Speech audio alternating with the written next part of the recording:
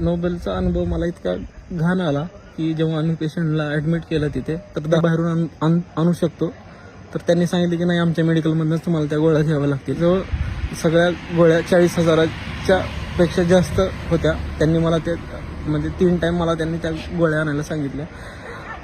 तर 40,000 रुपये जेव्हा मी हे सगळं बघितलं, त्यांच्याच मेडिकलमधून घ्यायला पाहिजे हा फोर्स त्यांचा मी बघितला.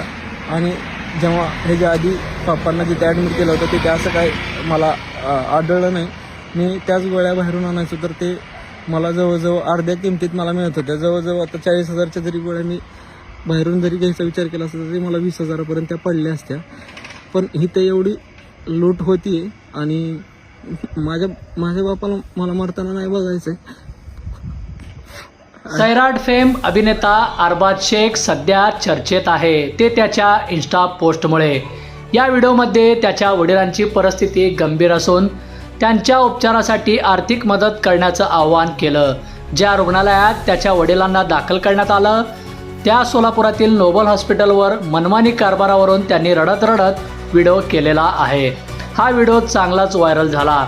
सैराट फेम अभिनेत्याने केलेल्या आरोपांची अन्न आणि औषध प्रशासनाने गंभीर दखल घेतली असून तुकाराम मुंढे यांच्या FDAने तातडीने सोलापूरच्या नोबल हॉस्पिटलवर धाड टाकली. रुग्णालय परिसरात असलेल्या मेडिकलमध्ये अन्न आणि औषध प्रशासन विभागाला गंभीर त्रुटी आढळून आल्या. त्यानंतर नोबेल हॉस्पिटलशी संलग्न असलेल्या मेडिकलमधून तातडीने औषध विक्री थांबवण्याचे प्रशासनाने आदेश दिले आहेत. अभिनेता अरबाज शेख याने सोशल मीडियावर व्हिडिओ शेअर करत नोबल हॉस्पिटलने हॉस्पिटलमधील मेडिकलमधूनच औषध घेणे बंधनकारक केले असल्याचा आरोप केला होता. या व्हिडिओची दखल घेत सोलापूरच्या अन्न आणि औषध प्रशासनाचे सहाय्यक आयुक्त अरुण गोडसे यांनी नोबल हॉस्पिटलची पाहणी केली. हॉस्पिटल परिसरात असलेल्या फातिमा फार्मसीमध्ये अन्न आणि औषध विभागाकडून तपासणी करण्यात आली आहे. या तपासणीत गंभीर स्वरूपाच्या त्रुटी आढळून आल्याने तातडीने औषध विक्री बंद करण्याचे आदेश देत असल्याची माहिती अन्न आणि औषध विभागाने दिली आहे. सर काय कारवाई केलेली आहे, कशा पद्धतीची कारवाई आहे आणि कुणाची तक्रार दाखल झाली? आज रोजी सकाळी माननीय आयुक्त यांच्याकडून आणि माननीय सह आयुक्त पुणे विभाग यांच्याकडून मला माहिती प्राप्त झाली, तक्रार मिळाली की नोबेल हॉस्पिटल सोलापूर या ठिकाणी जे मेडिकल स्टोअर्स आहे फातिमा फार्मा म्हणून, त्याच्यामध्ये रुग्ण आणि त्याच्या नातेवाईकांना याच मेडिकलमधून औषधं खरेदी करण्यासंदर्भात सक्ती केली जाते. मान्य आयुक्तांचं परिपत्रक आहे की अशा प्रकारे कोणतीही सक्ती करण्यात येऊ नये किंवा करता कामा नये. तर त्या संदर्भात मी तात्काळ या ठिकाणी तपासणीसाठी व्हिजिट केली. या ठिकाणी असं दिसून येतं आहे की परिपत्रकामध्ये ज्या पद्धतीनं मान्य आयुक्तांनी जे निर्देश दिलेले आहेत त्यानुसार या ठिकाणी सक्ती नसल्याबाबतचा कोणताही फलक प्रदर्शित केलेला नाही. आणि प्रत्यक्ष असं दिसून येतं आहे की पहिल्या मजल्यावरील हॉस्पिटल रुग्णालयाच्या OPDमधून जे डॉक्टरांचे प्रिस्क्रिप्शन आहेत हे मेडिकल स्टोअरमधील सॉफ्टवेअरवरती आणि कम्प्युटरवरती डिस्प्ले होतात. त्याच्यानुसार ही औषधं विकली जात आहेत. प्रत्यक्ष रुग्णांना किंवा त्यांच्या नातेवाईकांना ही प्रिस्क्रिप्शन दिलं जात नाही आहे आणि केवळ फक्त रुग्णांच्या नातेवाईकांना या मेडिकल स्टोअर्समध्ये औषधांची किंमत इथे भरण्यासाठी पाठवलं जाते. हे सरळ मान्य आयुक्तांच्या परिपत्रकाचं उल्लंघन दिसून आलेलं आहे. तसं आपण आपल्या तपासणी अहवालात नमूद केलेलं आहे. त्यासोबत या मेडिकल स्टोअरची औषधे व सौंदर्य प्रसाधने कायद्यातील नियमानुसार मी आज सखोल तपासणी केलेली आहे. बरेच असे काही गंभीर कायद्यातील नियमांचं उल्लंघन आढळून आलेलं आहे जे की जनस्वास्थ्याच्या आरोग्याच्या दृष्टिकोनातून गंभीर आहे.